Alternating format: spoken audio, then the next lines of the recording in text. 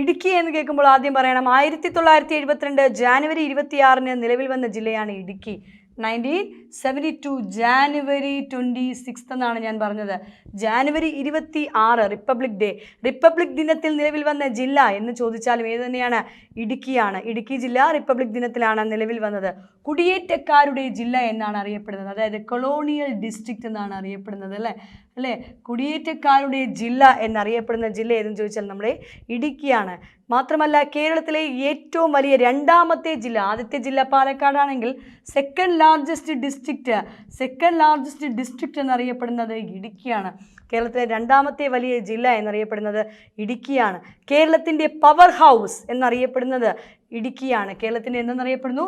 Power house of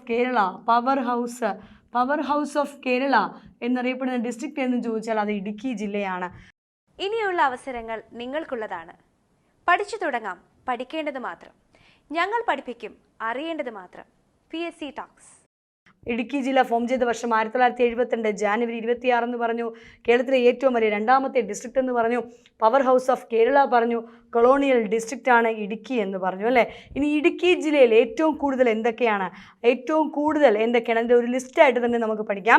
ഏറ്റവും കൂടുതൽ ആദ്യം പറയണം, വനവിസ്തൃതി ഏറ്റവും കൂടുതലുള്ള ജില്ലയാണ്. ഫോറസ്റ്റ് ഏരിയ അല്ലേ, വനവിസ്തൃതി അല്ലെങ്കിൽ ഫോറസ്റ്റ് ഏരിയ ഏറ്റവും കൂടുതലുള്ള ജില്ലയാണ് ഇത് ഇടുക്കി എന്ന് പറയുന്നത്. അപ്പോൾ വനവിസ്തൃതി ഏറ്റവും കൂടുതൽ ജില്ല ഇടുക്കിയാണെങ്കിൽ ഏറ്റവും കൂടുതൽ വന്യജീവി സങ്കേതങ്ങളുള്ള ജില്ലയും ഇടുക്കിയാണ്. അതായത് വൈൽഡ് ലൈഫ് സാഞ്ചുറീസ് ഏറ്റവും കൂടുതലുള്ള ജില്ല,